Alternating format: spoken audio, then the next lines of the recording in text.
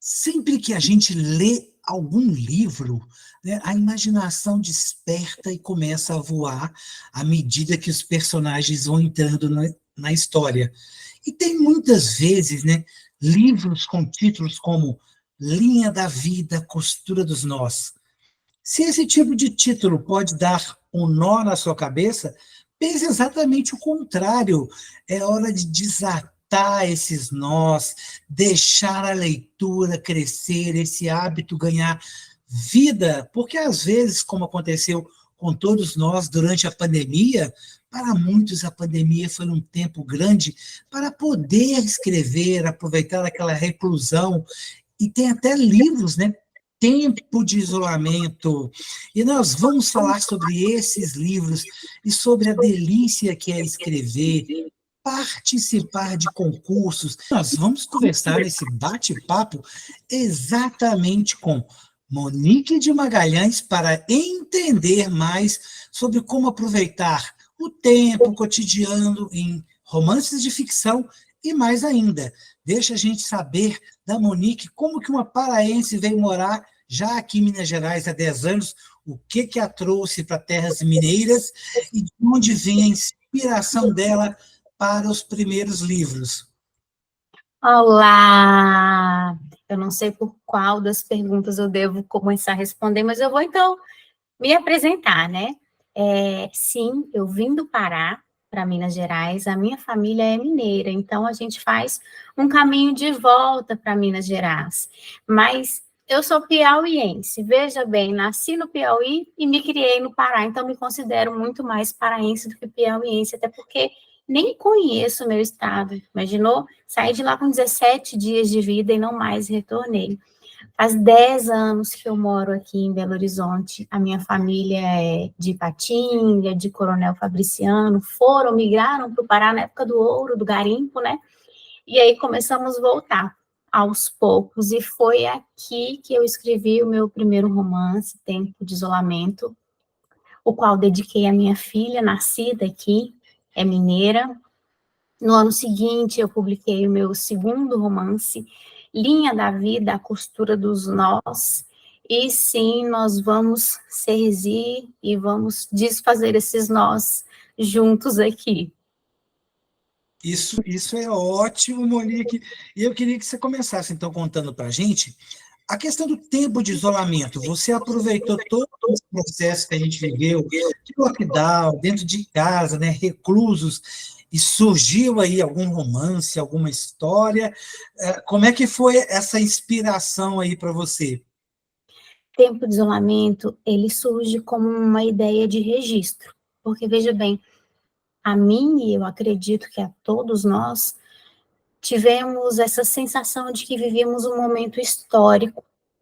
Era a primeira vez que eu, aos meus 36 anos, ouvia a palavra, ouvia não, né? Vivia pandemia, e aquela palavra parecia grande demais, e eu pensei, bom, eu vou escrever sobre isso, porque a minha filha na época tinha 3 aninhos, 3 anos e meio, e eu pensava, ela não vai se lembrar disso.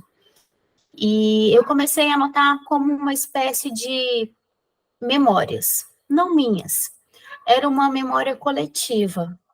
Mas quando uma escritora, e eu já me entendi escritora, já havia participado de algumas antologias, poesias e contos, começa a escrever de um coletivo, ela fala do seu lugar de fala, né?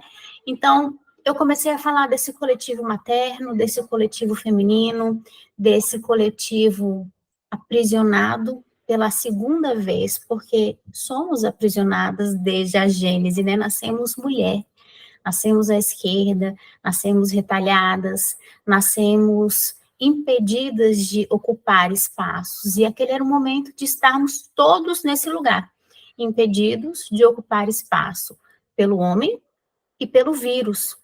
E nesse sentido, eu fiz uma analogia entre o homem e o vírus. Veja bem que parece que ambos queriam morte, aí eu falo homem no sentido não só de gênero, né? Eu estou falando generalizando. Nós vivemos antes da pandemia e depois da pandemia uma violência extrema. Eu recordo que recomendava às pessoas, não fiquem, né, lá fora, as minhas visitas chegavam, não fica do lado de fora, a noite não é propício, e a gente sempre temeroso, estávamos sempre temendo a morte, e estávamos agora temendo a morte, ainda que dentro de casa, ainda que parecesse que estivéssemos seguros, e, para além disso, né, na marginal de toda essa problemática, vivíamos um momento político digno de anotação, né, não só de ouvi-lo nos telejornais, mas de mensurar o impacto que isso fazia, qual o julgamento que nós poderíamos fazer, qual o posicionamento que nós poderíamos tomar, tanto naquela ocasião, quando, se porventura, sobrevivêssemos àquilo, porque era uma incógnita, não tínhamos vacina, as pessoas morriam e eram enterradas em covas rasas, e isso me parecia que era necessário que fosse anotado, que em algum momento isso ia fazer sentido para as crianças que não sabiam o que era pôr uma máscara, né, e ia ser repetido. Eu tenho a sensação de que repetiremos coisas, repetiremos pandemias, epidemias ao longo dos anos. E tudo que a gente aprende é aprendido por causa da repetição da história. A gente precisa entender que nós tomamos uma conduta decente na pandemia, aqui eu estou falando sanitária, quando ela foi acontecendo de país em país, né? Repetiu em um, aí ia lá, a gente estudava o que aconteceu lá, a conduta de lá, e repetia no outro. Eu falei, bom, eu vou anotar todas as condutas do vírus e do homem. E aí, como se fosse um diário, Monique, você foi, né, registrando essas questões, então, na verdade, não tem aí personagens, seria um texto com o que aconteceu realmente daquilo que você viveu. Sabe que você pegou bem, porque a minha primeira ideia era registrar como uma espécie de diário, mas um diário pertencia a alguém, e aquela história não era só minha. Então, existe uma personagem narradora e não existe um cenário, é um cenário anímico, porque estávamos em casa, né? Então, tem muitas reflexões que se passam simplesmente de conjecturas daquela mulher isolada. Tem muitas reflexões que ela descreve momentos políticos que estavam acontecendo naquele momento. Então, se eu posso falar que, para além da narradora, personagem, existem outros personagens, são os personagens políticos aí que a gente pode lembrar muito bem, né, que foram citados e mastigados e repetidos diuturnamente durante aquele período.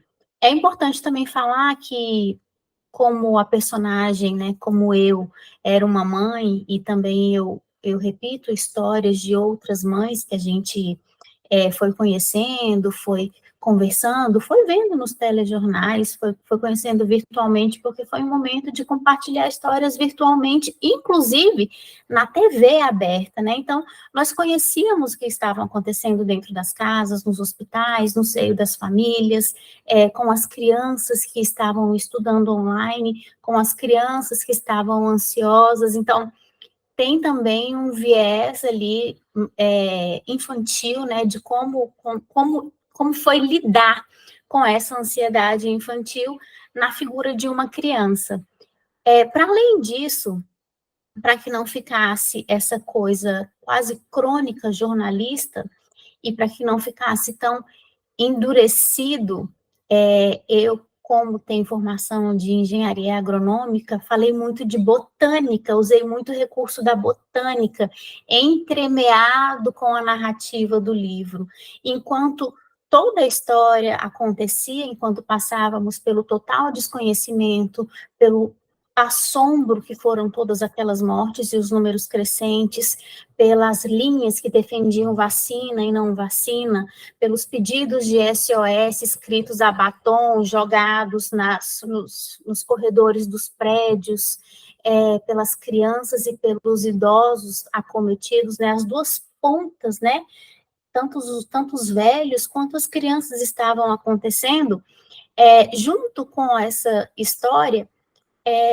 crescia e se desenvolvia uma buganvília que foi plantada num canteiro e que não tolerou, não sobreviveu ao outono, que não se nasceram as flores das cores esperadas, porque foi comprada ainda sem flor, que foi desplantada e que, por fim, foi trocado por uma espécie muito mais vigorosa e muito mais adequada, uma equipe de plantas capaz de sobreviver à pandemia e o inverno. E aí eu faço um paralelo com tudo, com a saúde, com a política.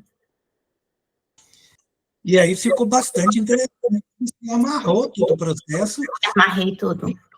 Eu imagino que, para desabrochar, né, para a gente ficar na história da planta e da flor, e você ir para um livro de romance, e um romance ficção, a coisa meio que deu um nó, né? Você teve que pensar na linha da vida até para desatar os nós mesmos.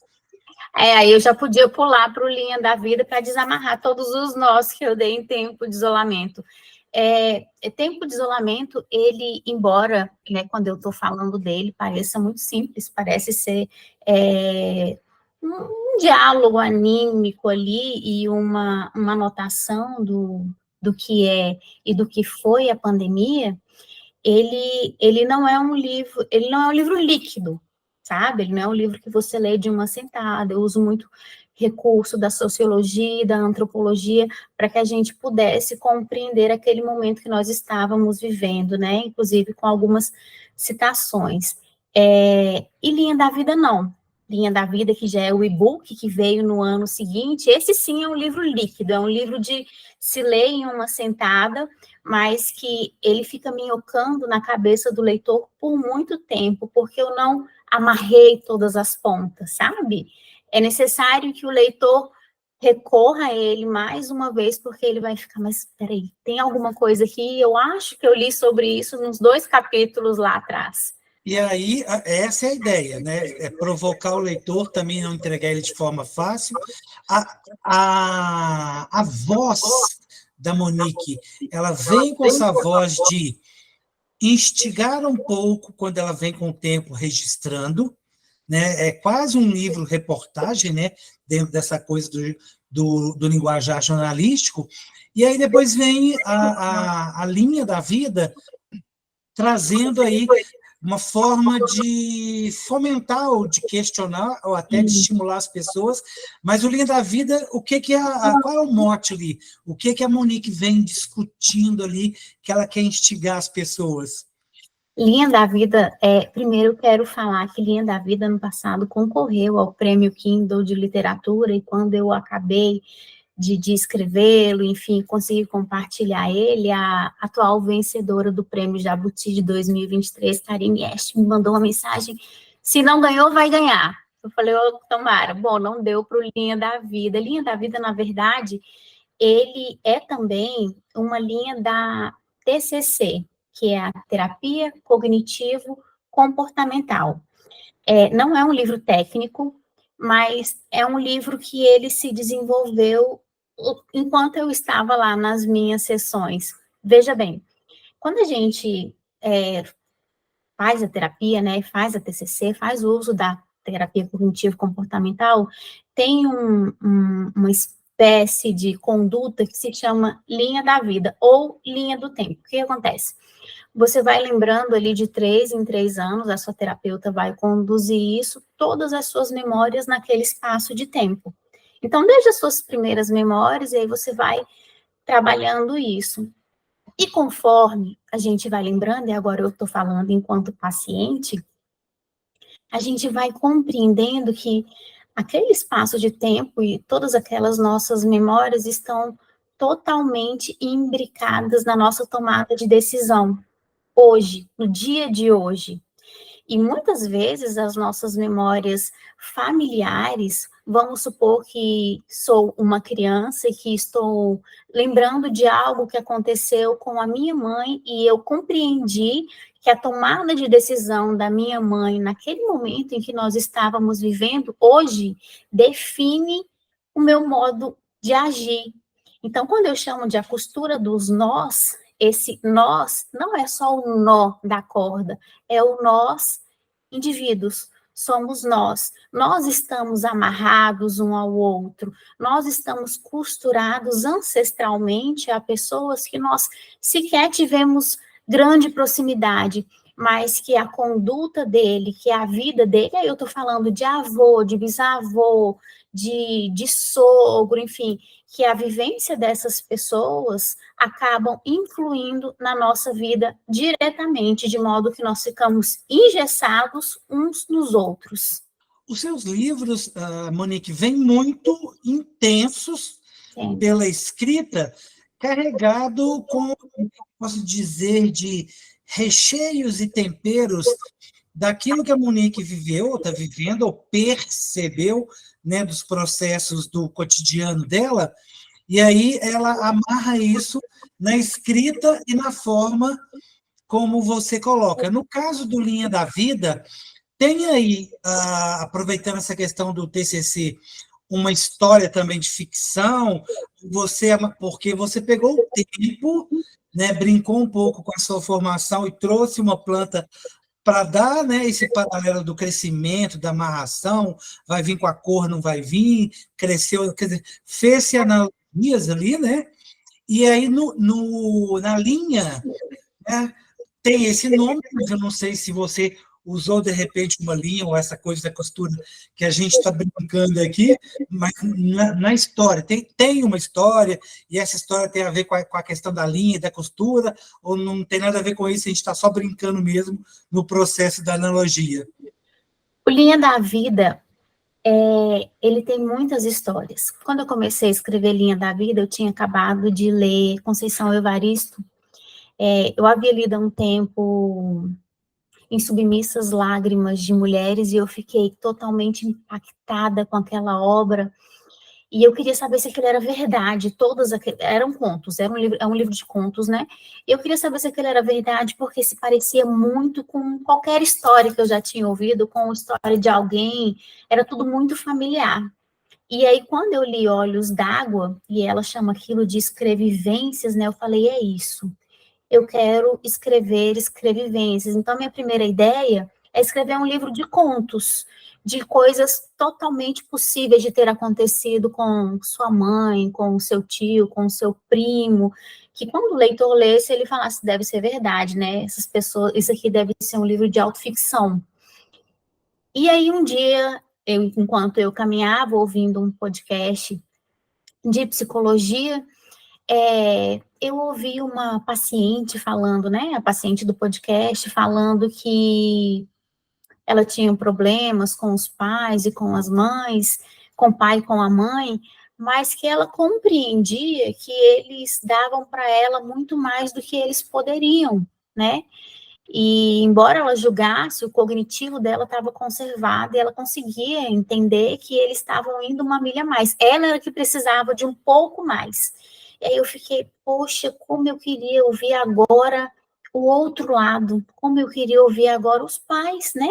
O outro ponto de vista. E aí eu tive essa ideia. Eu falei, então meu livro não vai ser de contos, mas quem lê o primeiro capítulo vai achar que ele terminou. E aí ele vai para o segundo, para o terceiro, no quarto, ele vai ver que eu resgatei um personagem lá da frente, porque agora a história é de um personagem que era secundário lá no primeiro capítulo. Embora ele esteja desordenado, e eu fiz isso propositalmente, né, os capítulos vão resgatando personagens fora de ordem, ao final fica muito claro, né, que é tudo uma história só, que é um núcleo e que tem a vivência de cada uma daquelas pessoas que foram envolvidas. É como se você trabalhasse em blocos, né? Esse aqui é o bloco 1, bloco 2, bloco 3. De repente, no bloco 10, 12, né, os blocos se amarram. Ou essas séries, né, de streaming, em que você vai apresentando os personagens ou as famílias, e, de repente, lá no meio que a coisa começa a fazer sentido, porque a história ganhou uma linha, um fio condutor, como aconteceu, né? A Bougainville foi levando a pandemia e as pessoas foram se entendendo ao longo do tronco enquanto ele crescia. Sim, a diferença é que Tempo é uma história linear, né? E Linha da Vida não. E cada capítulo dele, eu digo que são capítulos líquidos, eles são muito impactantes, porque é um livro que trata do trauma, né? Todas as histórias são muito traumáticas. E Karine, quando fez a quarta capa para mim, ela colocou exatamente isso. É muito possível que o leitor sentisse desprezo por um personagem e que 3 capítulos depois ele sentisse empatia pelo personagem, porque o traumatizado, o traumatizador, ele um dia foi traumatizado. Tirando aí as pessoas antissociais, né, os totais desvios de conduta, pessoas perversas verdadeiramente no sentido de organicamente, normalmente o trauma e o traumatizador estão interligados nessa exata ordem. Primeiro você é traumatizado, depois você cristaliza aquele comportamento e o repete, fica preso, né? Fica em looping nesse movimento. E então nós temos gravidez na adolescência, nós temos suicídio, nós temos um morador de rua como narrador em um desses textos, nós temos filhos, como eu posso chamar isso? Filhos gêmeos separados e adotados que se encontram depois. Nós temos ataques em escolas e todas essas pessoas, ainda que em gerações diferentes, elas estão vinculadas. E aí você deixou todos os nossos telespectadores, quem está assistindo aí pelo canal do YouTube, quem está ouvindo pelo podcast, completamente curioso para saber como que você, né, com histórias tão diferentes, personagens tão densos e também com histórias bastante intrincadas para amarrar isso no final. E mais do que isso, Monique, né, você que está no concurso aí com um livro infantil, e aí, gente, ela não vai poder contar para a gente, dar spoiler nenhum por causa do processo, né, do concurso em si, mas a pergunta é, como sair de livros densos, né, intensos, personagens impactantes e até, às vezes, deixa um pouco de obscuro para a gente, né, aquela coisa meio obscura, e vai para um livro infantil, e vamos escrever um livro infantil. E você também teve essa narração, um pouco de psicologia por trás desse livro, independente da história que você não vai contar? Sempre tem. Eu acho que a psicologia é a vivência, né? Viver é um ato de se analisar. E a literatura, ela é bonita por isso, porque ela organiza em palavras o nosso cotidiano, né? Então, posso dizer que tanto a psicologia quanto a nossa vida comum, ela é muito fácil de virar literatura. E sim, parece que não combina, né? Essas histórias tão densas com a literatura infantil. Mas eu sou mãe, e uma mãe sempre quer escrever histórias para que seus filhos leiam. E para além disso, o escritor ele maneja bem aquilo que ele consome. Eu digo que não existe um bom escritor se não for um bom leitor. Pode até existir um escritor que não goste de ler, mas eu não digo que ele é um bom manejador das palavras. Eu penso, inclusive, que todas as vezes que eu escrevo um livro, eu preciso de livros espelhos. Do zero, é muito complicado, sabe? A menos que sejamos ali Clarice Lispector, que fez a sua própria escola, né? Imagina, aquela mulher é uma gênia. Mas a gente consome muito literatura infantil aqui em casa, né? Minha filha hoje tem 8 anos e eu a alfabetizei escrevendo ela o próprio livro dela, né? Era pandemia, ela não podia ir para a escola, e eu escrevendo aqui, ela falava, mamãe, eu quero escrever uma história, e aí ela digitava e eu escrevia.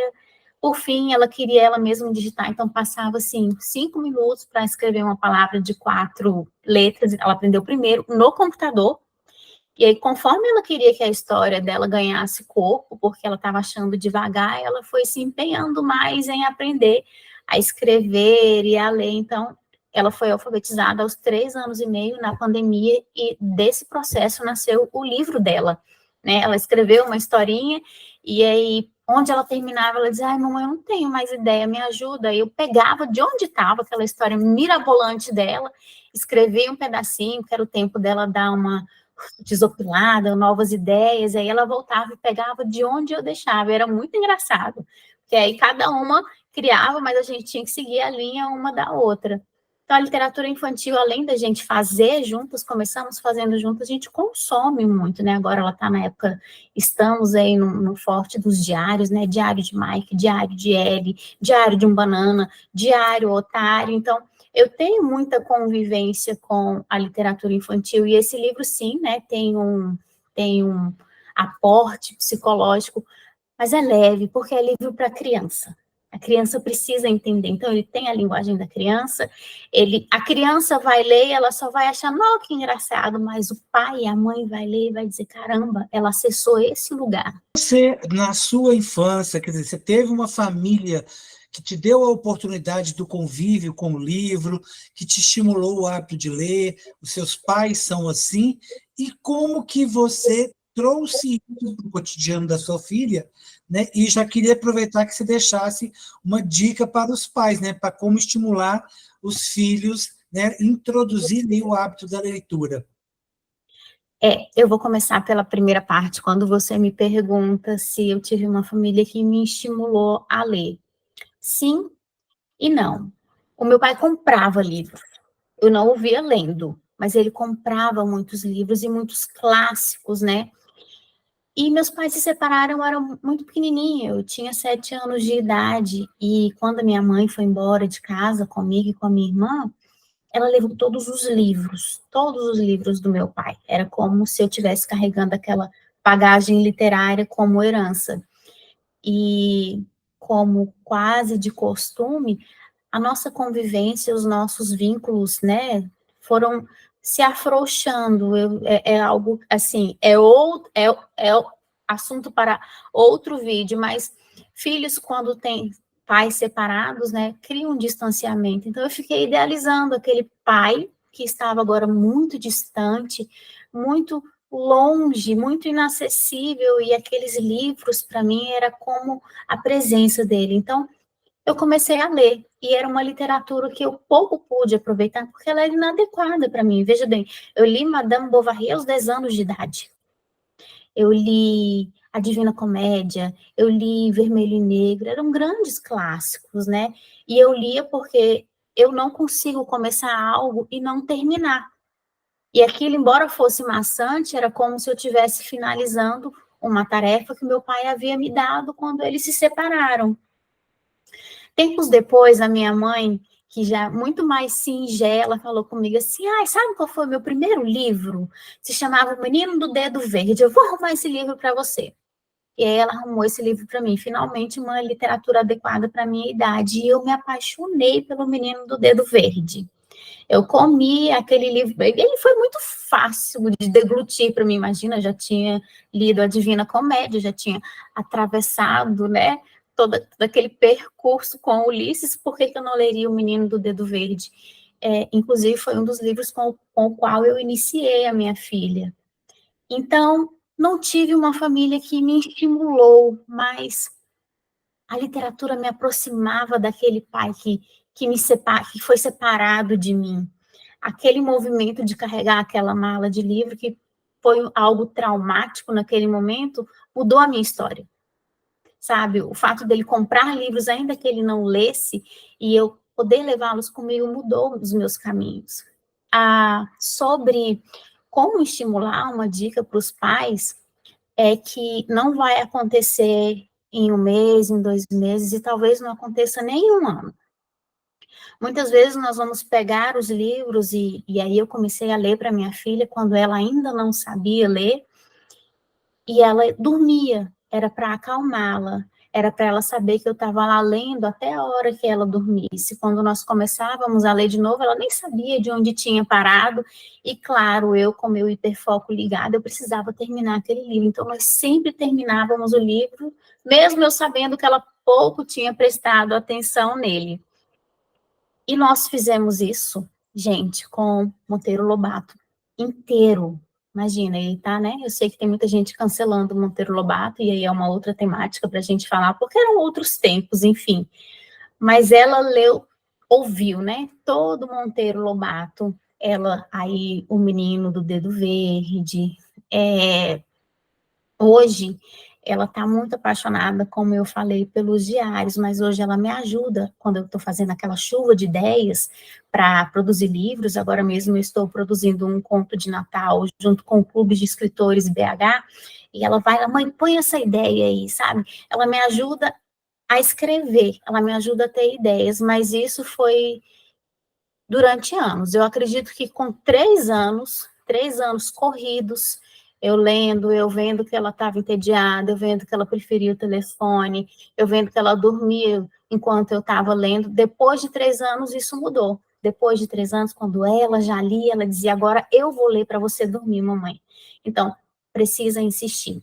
Precisa insistir muito, não é pouco. E eu sei que a gente cansa antes disso, mas eu quero falar que só dá para ensinar criança a ler.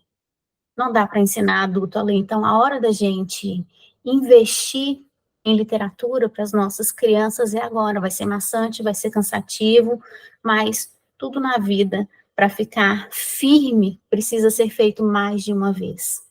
Eu quero aproveitar, Monique, para a gente fazer o fechamento desse bate-papo, a sua experiência como consultora literária, com dicas para quem quer escrever e não começou, aquela pessoa que tem ali, fica com aquilo remoendo, né? Ou então vai anotando várias folhas, está tudo ali engavetado. Então, a pessoa às vezes, não, isso que escrevi é bobagem, né? Isso não vale nada, quem me dera eu tivesse esse talento. O que você diria com a sua experiência, né, com esse processo também que você tem um pouco de trabalhar com essa questão da consultoria, que você diria para essas pessoas que querem começar a escrever, querem ser escritores, ou quem está com esses guardados aí há anos, mas não fez nada com isso? Sabe que o meu lema é que a gente não deve guardar texto na gaveta.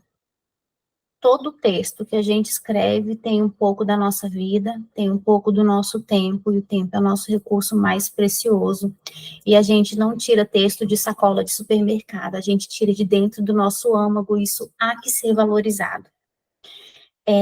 Eu me realizo muito com as minhas escritoras e os meus escritores, porque é exatamente isso que você falou. Parece que escritor é algo nobre demais, é algo que não cabe. Imagina, deixa eu escrever minhas coisinhas aqui no meu caderno escritor. Isso não é para mim. Mas, como eu falei, literatura está em tudo, inclusive em escrever, reescrever e reescrever. E a consultoria literária é também sobre isso. Eu começo, por exemplo, com uma leitura crítica do texto que o escritor vai me mandar. E quando eu falo de leitura crítica, gente, eu não estou falando de revisão ortográfica, de pontuação. Você precisa ter uma boa história, coerente, coesa e interessante. Não precisa ser uma história, mais uma história, é aquela história que só você pode escrever. É aquela história que ela precisa sair de você. Ortografia, gramática, para isso existe um outro processo chamado revisão ortográfica, para isso existe um outro profissional para te ajudar.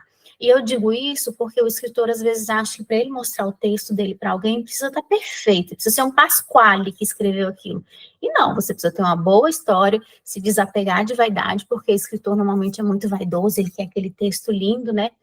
E quando eu faço a leitura crítica, eu vou ali compreender quais são os buracos da história, eu vou entender qual é o plot, né, qual é a temática da história, se tem contradições, em que estilo literário que ela tá, porque um escritor que está começando, ele não tem a obrigação de saber tudo isso.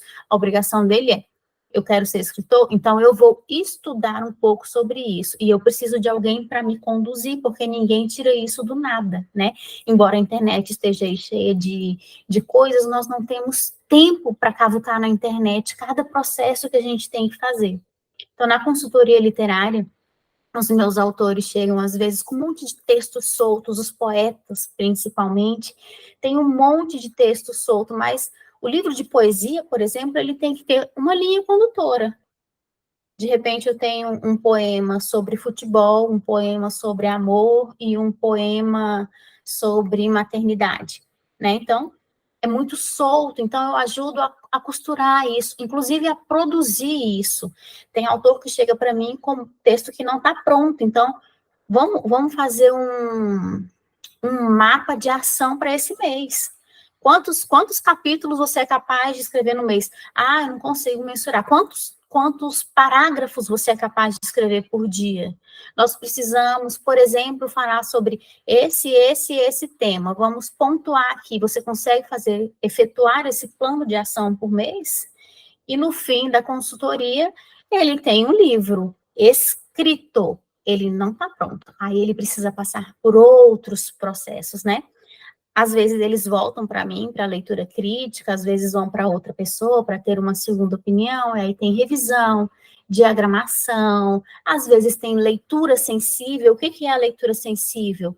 Eu, por exemplo, não posso escrever sobre uma pessoa cadeirante, eu não tenho lugar de fala para isso.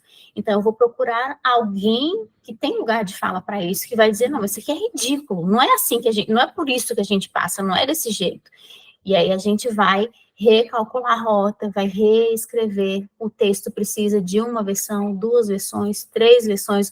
O texto não fica pronto rapidamente, mas ele fica pronto. E ele pode ser publicado. Aliás, publicar é um outro serviço que eu ajudo, né? Os caminhos da publicação, porque eles são muitos e não é impossível. Você que está aí, ó, interessadíssimo, ouvindo, escutando, não tem mais desculpa para aquele texto ficar na sacolinha do supermercado, olha na gaveta. Se são histórias que vêm do nosso próprio âmago, e se são histórias que só você pode escrever, o que você está esperando para colocar as suas histórias no papel, no digital, na internet, e-book? São tantos caminhos hoje. Você pode criar aí um repositório usando a própria rede social, um Facebook, né, usando aí um Insta e outras formas de fazer, em termos de blog, soltando capítulos, né? Cria a sua própria série escrita e as pessoas vão te acompanhando. Existem diversos caminhos para você começar a escrever. A gente teve a oportunidade de ter quase uma verdadeira aula aqui com a Monique, explicando esses processos aí com a experiência dela. E tem também para você que quer ler mais. Com essas informações, você como leitor, ou se ainda não é, está na hora da gente pensar em começar a ler. E você que tal subir aí um grau na dificuldade dos livros, né? A Monique, que teve esse de trás para frente aí na leitura, começou com leituras difíceis, muitas vezes nas escolas entra-se com autores brasileiros maravilhosos, mas, na verdade, ainda cedo para aquela idade. Né? Às vezes uma criança, um estudante que não está acostumado a ler e pega aí grandes escritores, um Guimarães Rosa, um Machado de Assis, pode ser um escritor muito complexo, né, para uma leitura para quem não está acostumado, né, para as pessoas que ainda não têm o hábito de ler livros de uma forma geral. Então, começar aí devagar com um livro que você goste e, com o tempo, a gente ter a oportunidade de ler outros livros, de conseguir ver textos blocados, né, como a Monique fez aí com o segundo livro dela sobre o Linha da Vida, brincar um pouco com o leitor, instigá-lo, e você odeia um personagem naquele capítulo, daí a pouco você já está amando aquele personagem e está se sentindo mal porque odiou antes. É isso, as histórias, os livros têm o poder de nos provocar, né? Nos provocar, a exercitar a nossa imaginação, e é isso que você deve fazer. Seus momentos de lazer, procurar ter seu tempo para curtir tanto os livros que são os livros para aprender, os livros para lazer, os livros que são para uma sentada, para sentar e pegar aquele livro, como é o Linha da Vida, que a Monique está naquele período ainda de lançamento, preparando ele para lançar fisicamente, ou o Tempo de Isolamento, que não é um livro para você ler de uma vez, porque às vezes pode sim dar um nó na cabeça da gente, né? Porque vem com tanta informação, vem tão carregada aí de analogias, né? E ela brincou com a história lá da Bougainville, e isso é interessante, porque também tem o exercício do escrever, né? Que desafia o escritor. E aqui o nosso desafio para você é: quantos livros você está dando conta de ler? Talvez nenhum por mês, Não tem problema, faça como a Monique fez aqui para quem ela dá consultoria. Tá bom, quantos parágrafos você consegue ler por mês? Vamos começar, né, devagar, vamos começar aí ensinando os filhos, os afiliados, os amigos, e vamos também ensinar para os adultos devagar, mas vamos trazer eles para ler livros com a gente. Que tal fazer um clube de leitura, como a Monique tem aí com alguns escritores mineiros? Esse é um bom convite. Pensa nisso, um clube de leitura para ler ou um clube de leitura para se tornar escritor.